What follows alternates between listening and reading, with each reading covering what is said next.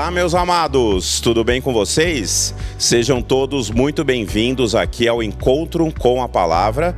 Nós estamos aqui finalizando este trimestre maravilhoso sobre o estudo do livro de Êxodo. Hoje, 13ª lição, estamos finalizando esse trimestre e para esse momento tão especial, eu tenho o prazer de ter uma presença muito especial aqui, o meu querido pastor Robson Menezes, que nos engrandece com a sua presença. Muito obrigado, pastor. Professor Arthur, olha, privilégio para mim poder estar aqui contigo, dividindo aqui o palco do Encontro com a Palavra, encerrando esse trimestre, o 13º sábado, estudando sobre o tema do Êxodo e falar aqui um pouquinho com o nosso querido amigo que nos acompanha pelo canal Adventistas Moema no YouTube. É uma bênção muito grande, e eu te agradeço, viu, a oportunidade, a nossa chefa, né, a Raquel insistiu muito, pediu, e eu estou vindo aqui pela segunda vez, depois de 3 anos. Ela foi apoiada nesse pedido. E depois de 3 anos, estamos aqui encerrando esse trimestre, minha segunda participação, eu abri o trimestre e estou encerrando o trimestre. Amém. Privilégio estar aqui ao seu lado, viu, professor Arthur? Abrindo e fechando com chave de ouro esse trimestre maravilhoso. O professor Arthur é figurinha carimbada aqui do nosso canal, acho que você já o acompanha, você talvez já participa aqui das classes de estudo. Quais são mesmo as classes, professor, que você dirige? São 5, pastor. Nós temos aos domingos, presencialmente, a classe Eu Acredito, logo depois do culto. Nas terças-feiras nós temos a classe de evangelismo virtual, pelo Zoom, às 19h30, e quinta, sexta e sábado nós temos as lives, né? A classe Tempo no Tempo, a classe Identidade e a classe Profética. Bom, então você tem aí, domingo presencialmente, terça-feira no Zoom, quinta, sexta e sábado, lives. Através das lives aí no YouTube para ser abençoado. Te agradeço aí a parceria, viu, professor Arthur? Eu é que agradeço, pastor. Que Deus continue lhe abençoando no seu ministério aí de ensino, as pessoas que estão chegando aqui querem aprender mais a palavra de Deus. Amém. Vamos começar com uma oração, meu pastor? Vamos lá então. Obrigado, Senhor, pela tua proteção, obrigado pela tua bênção, pelo estudo da tua palavra.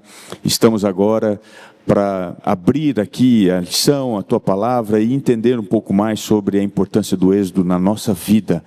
Nos abençoa, te pedimos isso em nome de Jesus. Amém. Amém, amados. É isso aí, meus amados. Estamos aqui então hoje finalizando esse trimestre e nós vamos falar sobre o tabernáculo. Pastor, eu não posso deixar de perguntar isso para o senhor. É verdade que a doutrina do tabernáculo é uma das doutrinas distintivas da nossa igreja? Eles acham que Jesus veio para abolir tudo que está lá para trás, então antiga aliança, tabernáculo não tem mais importância. Não tem mais funcionalidade alguma. Mas pelo contrário, quando a gente vai ao Antigo Testamento, especialmente lá em Êxodo 25:8, a gente percebe que o tabernáculo aqui na terra não é uma novidade inserida por Deus através de Moisés. Pode ser para a humanidade, mas ele diz, me construa um santuário segundo um modelo. Que eu te mostrarei. Então, esse modelo, ele é a base para a ação de Deus. O santuário é a base para a ação de Deus.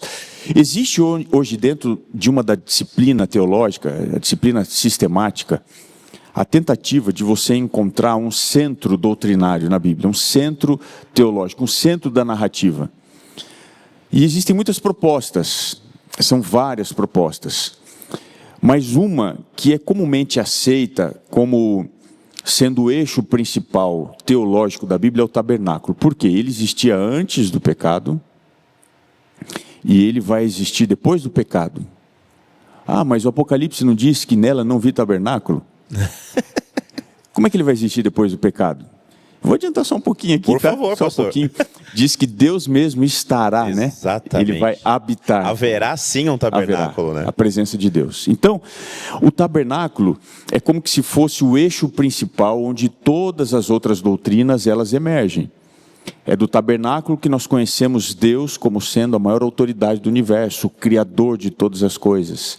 É do tabernáculo que nós conhecemos Deus como sendo o nosso Redentor, o Cordeiro que foi morto, né? Então é do tabernáculo que saem os juízos de Deus, as pragas. É do tabernáculo também que sai o trono de Deus. E é para o tabernáculo que Deus nos convidará. A intercessão de Deus junto a... Muito bem lembrado, a intercessão. Então ele é um eixo doutrinário muito importante, e é por isso que a gente aqui fecha o livro do Êxodo destacando. Esse é o último tema do Êxodo, o tabernáculo, e a gente precisa aprender coisas importantes aqui. E é bom sempre deixar a própria palavra de Deus falar, né? No Salmo 77, se não me engano, diz que o teu caminho, ó Senhor, está no tabernáculo. Então é no tabernáculo que Deus vai nos dar esse quadro panorâmico da sua ação, em especial pela nossa salvação, né? E tem um outro detalhe importante, que o tabernáculo na terra, ele é considerado no contexto bíblico como estrado dos pés. Mas não sei se dá para você aí, Gabriel, abrir um pouco o zoom e mostrar meus pés aqui. Vamos ver se os nossos amigos aí de cá, aqui ó. Olá. É assim, é como se fosse o seguinte, Deus tem um trono, tá? É onde ele habita, lá no lugar onde ele está, no terceiro céu, de acordo com a Bíblia. E o estrado dos pés, ou seja, onde ele descansa o seu pé, é o santuário. Foi o santuário aqui na terra, o estrado dos pés. Então, o santuário na terra, ele é uma indicação para um santuário maior. O santuário de Deus. É uma pena que muitos desconsiderem esse tema tão importante. E Jesus mesmo, a Bíblia aponta, Efésios 1, 21, 1 João 2, o verso 1, que ele está à direita do Pai, assim, ó, à direita aqui do Pai. Fazendo o quê? Nós vamos descobrir já já. Amém, amém. É isso aí. Então, meus amados, deu para entender a importância desse assunto, né? Como o pastor citou, Êxodo 25, 8 e 9, né? O capítulo 25 de Êxodo, ele começa dizendo, olha, vocês vão junto ao povo, o povo vai começar a doar ouro, prata, estofo azul, não sei o quê, e os versos finais aqui dessa perícope diz o seguinte, Êxodo 25, 8 e 9, e me farão um santuário para que eu possa habitar no meio deles, segundo tudo o que eu lhe mostrar para modelo do tabernáculo e para modelo de todos os seus móveis, assim mesmo o fareis, né? Então, pastor, como o senhor citou, o tabernáculo ele já existia antes, né? Os nossos primeiros pais da igreja, né? Eles não entenderam isso, acharam que a purificação do santuário seria o retorno de Jesus, quando na verdade era no santuário celestial a mudança de trabalho, vamos dizer assim, né? De Jesus do espaço santo para o santíssimo. Isso é muito importante a gente ter em mente, porque isso foi a base da confusão do pensamento lá atrás e a base da confusão do pensamento presente hoje. As pessoas imaginam que o sumo sacerdote, lá em Levítico 16, ele entrava uma vez só para realizar o serviço de expiação. Mas quando você lê atentamente, você percebe que o sumo sacerdote ele entrava 2 vezes no Yom Kippur, dia do juízo, 10º dia do 7º mês, Levítico 16. O que acontecia lá? A primeira vez que ele entrava e levava o sacrifício para o lugar santíssimo, ele levava por si mesmo. A segunda vez, ele levava pelo povo. Quando Cristo ascende e vai à direita do Pai, ele vai apresentar-se a si mesmo como oferta. Então, quando ele entra no Santo dos Santos e vai à destra do Pai, ele vai por si, pela autoridade que ele havia conquistado na cruz do Calvário. Só que agora, ele precisa fazer a expiação do povo. Em que sentido? Ele precisa apresentar diante do Pai, nesse processo de juízo, que começa, de acordo com o ensinamento adventista em 1844, ele começa ali a fazer a intercessão e definir a situação do povo, dos salvos ao longo das eras. Essa doutrina é a mais rechaçada, a mais perseguida dentre os ensinamentos bíblicos adventistas do sétimo dia. Exatamente. Tem alguns livros que poderiam ajudar você. Eu vou pesquisar aqui em algum momento, vou mostrar um livro, se não me engano, na Corte do Juízo Celestial, é da Casa Publicadora Brasileira. Ele ajuda você a entender o pensamento adventista completo sobre esse assunto e a importância. Questões de doutrina. É um livro que foi trazido para essa finalidade, né? Eu vou pesquisando aqui, professor, se você quiser complementar alguma coisa. Amados, o que nós estamos falando aqui é a importância de se estudar o tabernáculo hoje. né? Infelizmente, no meio cristão, como o pastor nos trouxe aqui, há uma metodologia de se achar que o que aconteceu no Antigo Testamento perdeu a validade. E não é verdade. Né? Nós no trimestre passado, hoje nós estamos terminando o terceiro trimestre, mas temos fresca na memória ainda o segundo trimestre em que tratamos de símbolos, alusões para se entender os textos proféticos. E você só entende os textos proféticos se você entender a doutrina do santuário, se você entender as profecias de Jeremias, de Isaías, de Ezequiel, ou seja, a base para se compreender o Novo Testamento está precisamente no Antigo Testamento. Há mais de 600 referências dadas por João no livro do Apocalipse a respeito do Antigo Testamento, em especial o livro, a doutrina do santuário. Né? Cada vez que João vai abrir um texto de 7, né? As 7 cartas, os 7 selos, as 7 trombetas, ele usa uma simbologia do santuário. Jesus Cristo entre os candelabros, Jesus Cristo mostrando a Arca da Aliança que está no santuário celestial. De onde João tira tudo isso? Da doutrina do santuário.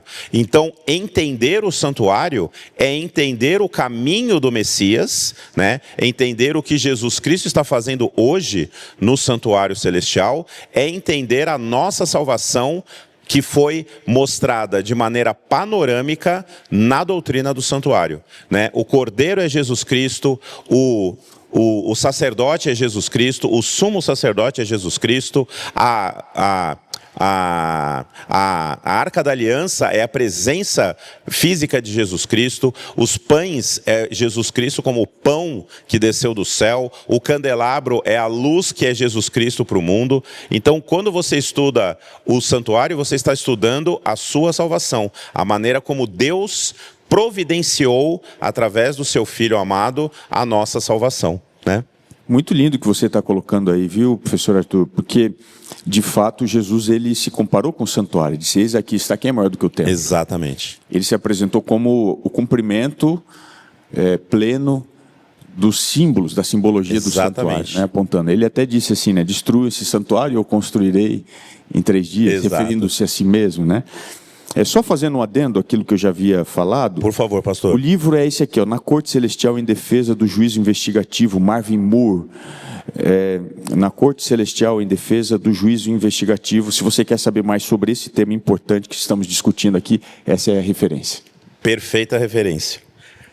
Continuando aqui, pastor, nós estamos falando sobre a oferta e o espírito, né? Os textos aqui, eles são muito longos, falando sobre cada detalhe, sobre cada elemento que deveria compor o santuário, e ele fala aqui da presença do Espírito Santo, né? Durante os preparativos para a construção do tabernáculo, Deus chamou pelo nome a Bezalel e a Oliabe. Eu sempre costumo fazer uma brincadeira, né?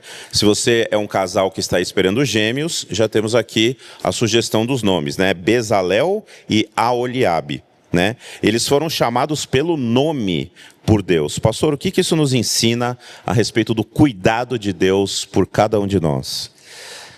A gente, fazendo o link com Êxodo 25, quando Deus diz assim, me construam um santuário, Deus pede para que eles façam.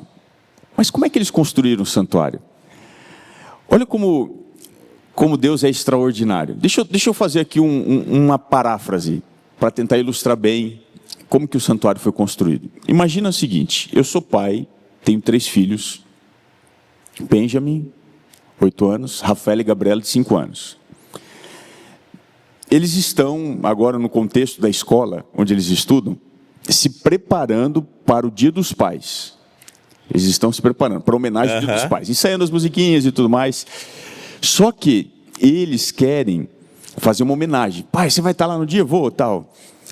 E aí, pai, e no Dia dos Pais? A gente vai te dar um presente, viu? Tá bom. Bom, deixa eu te perguntar. Eles vão me dar um presente no Dia dos Pais, mas com dinheiro de quem? Né? Eles vão pegar o meu dinheiro para comprar um presente para mim, para me dar. E vão dizer que foram eles que me deram. E o senhor ainda vai ficar feliz da vida. E eu vou ficar feliz da vida. Agora você imagina, foi a mesma coisa que aconteceu no Êxodo. Quando eles estão cativos lá, Deus fala com Moisés e Arão e diz assim para eles, antes de vocês saírem no dia fatídico, né? Eles saíram no 15º dia, no entardecer do 14º para o 15º dia do primeiro mês, o êxodo aconteceu ali. Deus deu uma ordem em Êxodo 12, Êxodo 11 também. Vocês vão até os hebreus e eu vou convencê-los e eles vão dar para vocês riquezas, ouro, prata e tudo mais. Eles foram até os hebreus, saíram pilhados com muita coisa. Pilhados não, eles pilharam os egípcios. E as mulheres tiveram um papel importante nisso. Olha, as vizinhas deem ouro, prata. Pegaram tudo, levaram tecidos, levaram riquezas. Eles levaram e agora quando Deus pede para que eles construam, eles vão oferecer daquilo que eles haviam recebido da parte de Deus. É igual um filho dando um presente para o pai no dia dos pais. E como Deus faz isso, né? Deus faz isso. Só que quando você vai ler o Êxodo, os capítulos que a lição menciona aqui, capítulo 35 e 36, são apenas alguns. O capítulo 31 e 32 já começam descrever o caminho da construção do santuário, né? Aí sabe o que acontece, professor Arthur? Acontece o seguinte, diz assim, e eles generosamente trouxeram tanto que até disseram, não precisam trazer mais. Não precisa mais. Parece aqui que eles são o ponto central, né? Que eles foram bondosos, generosos, mas não. É um pai mesmo, né? Deus já havia dado a eles o que eles precisavam, inclusive para isso. Mas não apenas isso, o que Deus faz? Deus precisava agora capacitar pessoas para trabalhar aquele material. Não é que, como é que é o nome dos meninos mesmo? Bezalel e Aholiabe. Bezalel e Aholiabe, olha só que bênção. Lindos. Não é que esses dois, professor Arthur, já tinham naturalmente a capacidade de ser ourives, ou mexer, manipular, não. O Espírito Santo foi que os capacitou. Deus providenciou os materiais e Deus providenciou o refino, a capacidade da mão de obra. Portanto, o que nós somos nesse processo da construção do santuário? O que nós somos? Nós somos instrumentos. Alguém que permite que o plano de Deus se concretize através das nossas vidas, né? Sabe, ninguém exalta o pincel que Leonardo da Vinci usou para pintar a Mona Lisa. Ninguém nem sabe quem foi. Se exalta a obra que ele fez. Da mesma maneira, a construção do santuário, as ofertas, o elemento por detrás que precisa ser exaltado, a mente que concebe o plano, as mãos que trabalham, os corações que oferecem, todos têm como objetivo serem apenas um instrumento nas mãos desse Deus extraordinário. Exaltar esse Deus maravilhoso.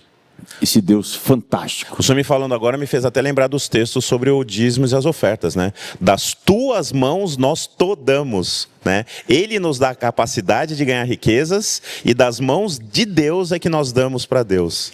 Como é que pode, né? É muito amor, né? É muito amor, é muita bondade, muita misericórdia. É muito desejo de ver a gente participar desse plano maravilhoso, Ele quer colocar na nossa mão a possibilidade de participar. Exato. Ele poderia fazer. Porque ele sabe que isso é importante para a gente, né? É fundamental. O nosso coração precisa estar envolvido nisso. Porque se não estiver, não adianta de nada.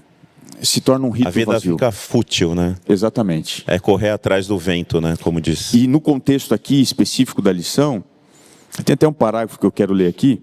Pela orientação do Espírito Santo, Deus equipou, Ele capacitou o povo para construir o santuário com exatidão. Como? A gente acabou de falar aqui, né? O Senhor encheu Bezalel, Aholiabe e outras pessoas do Espírito de Deus, dando-lhe sabedoria, habilidade e pleno conhecimento artístico, porque Deus gosta do que é belo, do que é extraordinário. Ele não fez um puxadinho, não. Não. Eu fiz questão de ler todos esses versos que a lição trouxe. Eles são enfadonhos. São compridos, né? Porque eles dão os detalhes, é como se fosse um Lego grande, eu fiquei pensando, enquanto eu li aqui. Eles fizeram as bases de prata, as madeiras revestidas, encaixavam, porque era um templo móvel. Então, era uma estrutura grande, mas móvel. Quando eles precisavam levantar acampamento, eles desmontavam, é igual você montando um Lego. Eles desmontavam, colocavam tudo dentro da coisa, tinha uma equipe para desmontar, uma equipe para guardar, uma equipe para carregar. tinha uma equipe para desmontar, tinha uma equipe para pôr, para montar, era uma coisa extraordinária.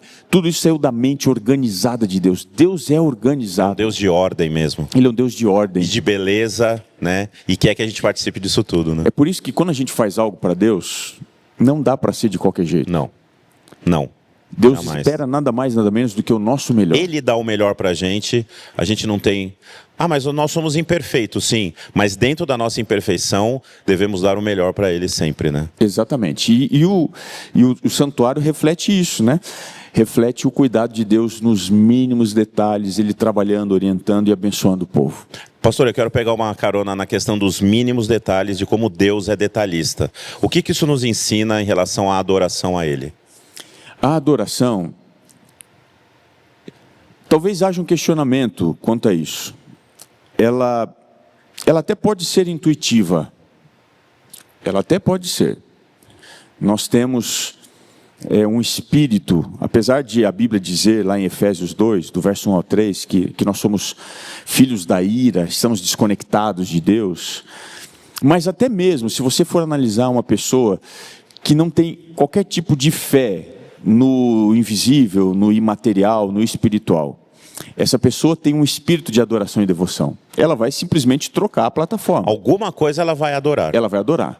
Agora, nós temos isso, talvez involuntariamente. Nós tendemos a colocar coisas em pedestais. Adoração faz parte da essência do ser humano. Surge naturalmente do ser humano. Agora, a adoração a Deus, ela não pode ser uma adoração assim, simplesmente involuntária. Ao acaso.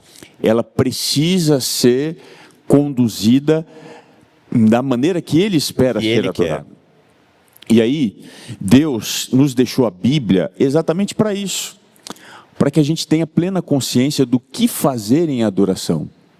Por que eu estou falando isso? Como Ele quer ser adorado, né? Por que eu estou falando isso? Usando o exemplo do santuário do tabernáculo, quando a gente avança na história, a gente chega aos filhos de Eli, que usavam fogo estranho, e outros dois também ao longo da história que trouxeram fogo estranho, foram fulminados. O fogo estranho, ele não é aceito por Deus. Não é. Então a adoração ela precisa ser construída nos mínimos detalhes, de acordo com aquilo que Ele deixou revelado na sua palavra. Amém. Perfeito. É isso que a gente tem que fazer hoje. Pastor, caminhando aí para os finalmente do nosso tempo, né? Em Êxodo 35, antes das construções começarem, Deus lembrou, através de Moisés, o seu povo, da questão da guarda do sábado. Perfeito. E nós, como adventistas, não podemos não falar sobre isso. Qual é a relação do tabernáculo com a guarda do sábado? A lição, ela nos apresenta aqui pelo menos 5 elementos que nós descobrimos quando olhamos para o tabernáculo.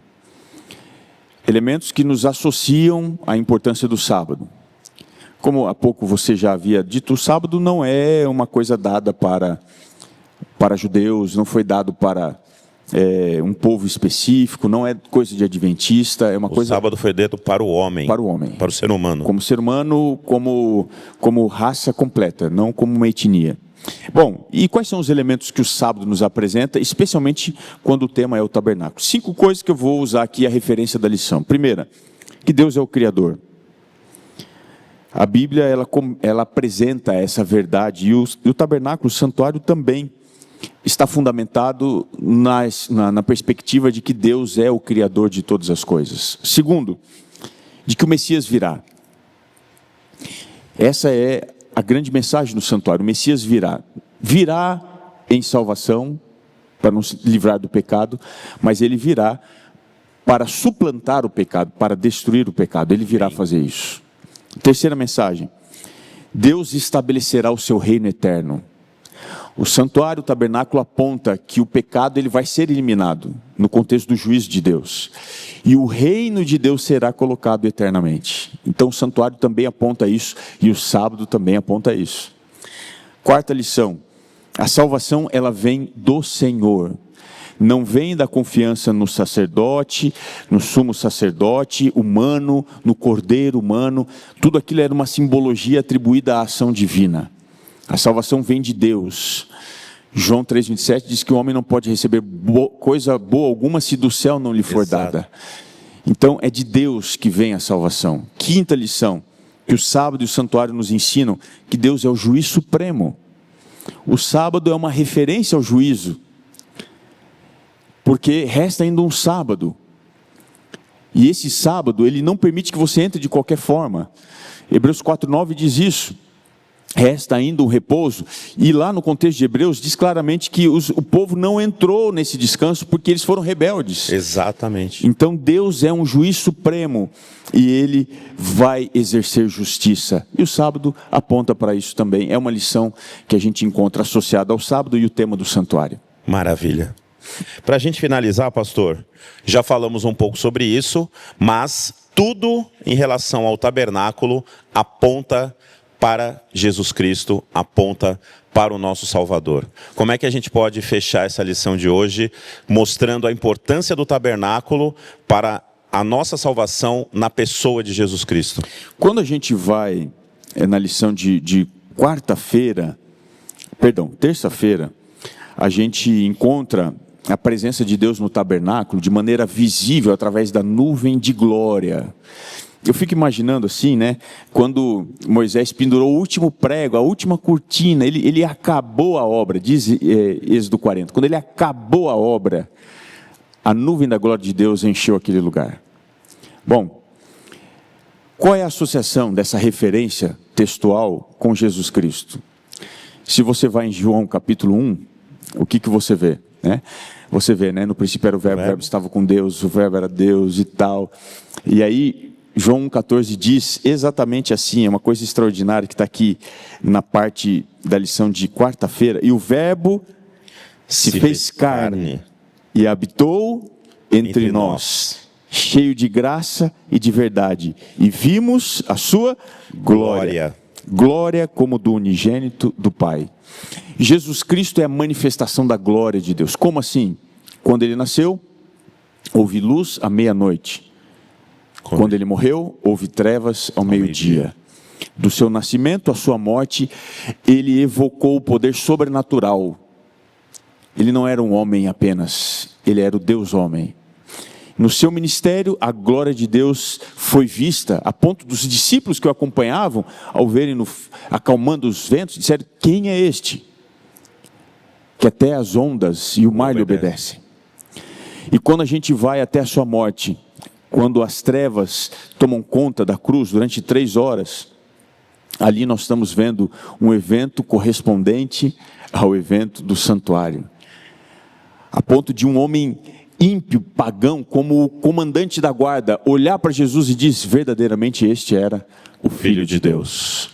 Então, na pessoa de Cristo, nós vemos a glória completa de Deus sendo apresentada ao ser humano. Eu tenho uma inveja danada daqueles que viveram ali e viram Cristo face a face. Eles tiveram um privilégio fantástico. Ouviram as suas palavras, viram os seus milagres. Alguns estiveram com ele, viram o Deus feito homem. Que privilégio. A gente talvez não possa vê-lo hoje fisicamente. Quem sabe você tenha o privilégio de dizer: eu tive um episódio onde eu vi um anjo, talvez você não tenha visto Cristo ainda, ou não saiba que tenha visto Ele ainda fisicamente, mas logo mais, amém, nós o veremos. A Bíblia diz em Apocalipse 1,7 que todo olho o verá. Amém. A minha vida se pauta por esse único momento, quando finalmente eu o verei como eu sou visto por Ele. Amém. E isso vai encher meu coração da glória de Deus. É isso tudo que eu mais quero, e eu acho que é o que você também sonha na sua vida, sem né, dúvida. professor Arthur? E Ele será o nosso tabernáculo, né? Ele habitará conosco. Ele habitará conosco. O Apocalipse diz isso, né? Fantástico. Ele mesmo, né? Eu até fiz questão de Apocalipse anotar 21. aqui, né? Apocalipse 21. Diz que Ele mesmo habitará conosco, a sua glória tomará conta, Deus vai tabernacular conosco. Vai tabernacular, é isso que eu ia falar, esse verbo que João usa, né, de maneira específica, né? E Ele se fez carne e tabernaculou entre nós, né? Essa, amados, é a tremenda importância do tabernáculo. Ele aponta para Jesus Cristo. Infelizmente, como dissemos aqui, muitos irmãos nossos não veem o Jesus Cristo no tabernáculo, mas ele está lá, ele está aqui, ele vai voltar e quer que eu, você, todos nós estejamos juntos olhando para o céu, dizendo: eis aquele em quem aguardávamos. Meu querido pastor, muito obrigado. Estamos aqui finalizando este trimestre, estudando sobre o tabernáculo, porque o tabernáculo aponta para o Messias, aponta para Jesus Cristo, o nosso Senhor e Salvador pessoal. Vamos orar, pastor? Vamos orar. Querido Deus, que privilégio nosso sermos objeto do seu amor, da sua misericórdia, da sua graça. Jesus se humilhou, abrindo mão da sua glória, para vir estar aqui entre nós, sofrer e nos salvar. Amém. Logo mais, com a promessa que nos foi feita, teremos o privilégio de vê-lo em glória, majestade e poder. Amém.